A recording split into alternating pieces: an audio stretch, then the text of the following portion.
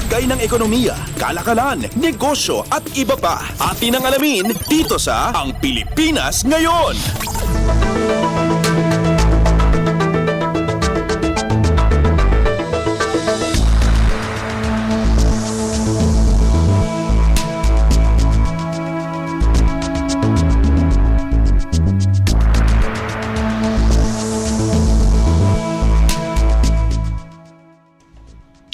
Magandang araw, narito na ang mga nangungunang balita sa larangan ng pagninegosyo at kalakalan.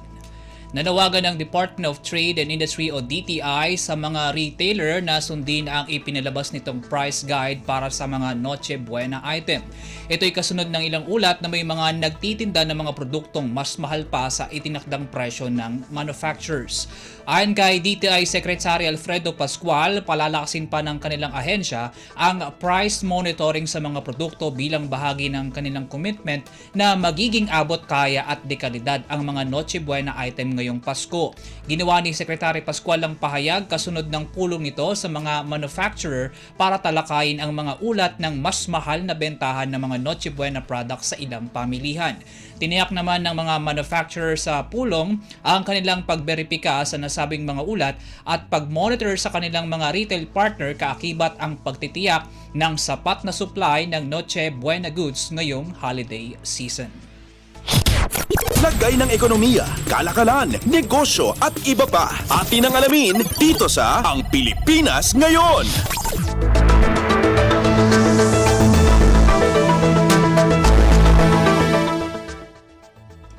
Sa iba pang balita, sa kabila ng magandang koleksyon sa sin taxes na nagbigay ng dagdag na pondo sa mga programang pangkalusugan sa bansa, naniniwala ang ilang eksperto na may sapat pang espasyo ang pamahalaan para itaas ito.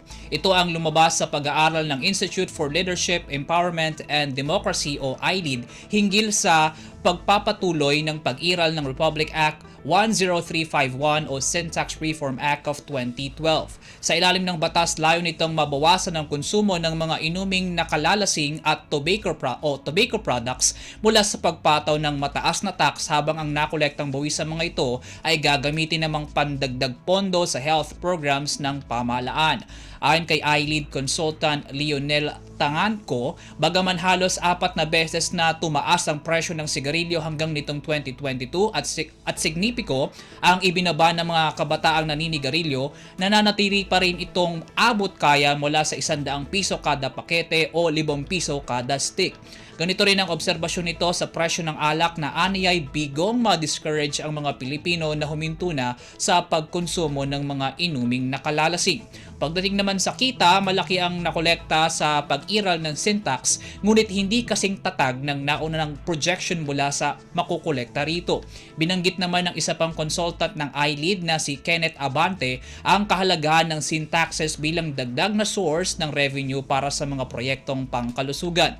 Ngayon lamang anyang 2023, nasa halos 80% ng kabuuang National Health Insurance Program ang sinusuportahan ng sin tax. Naniniwala rin ang think tank na walang sapat na ebidensya para sabihing ang pagtataas ng tax sa sigarilyo ay magbubunsod lamang ng illicit trade. Giit ni Abante na kamit ng bansa ang bumabang smoking prevalence mula sa mataas na buwis at mapapababa pa itong lalo kung paghuhusayin din ang enforcement. Lagay ng ekonomiya, kalakalan, negosyo at iba pa. Atin ang alamin dito sa Ang Pilipinas Ngayon.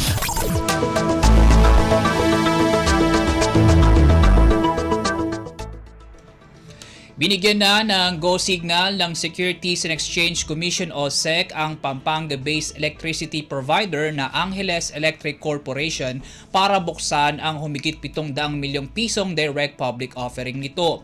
Sa isang pahayag, sinabi ng SEC na inaprobahan na ng NBank nito ang alok na humigit 1.17 bilyong common shares ng Angeles Electric na gagamitin para sa mga proyekto ng kumpanya. Ang kada share ay inaasahang magkakahalaga ng 3 piso piso at 42 sentimo. Ayon sa SEC, ang offer ay nagko-comply sa Republic Act No. 9136 o Electric Power Industry Reform Act na nagpapahintulot sa generation companies na makapag-alok at benta sa publiko ng bahagi ng common shares na hindi bababa sa 15%. Base sa timetable ng kumpanya, tatakbo ang public offering mula Disyembre 18 hanggang 22 ng kasalukuyang taon. Lagay ng ekonomiya, kalakalan, negosyo at iba pa. Atin ang alamin dito sa Ang Pilipinas Ngayon.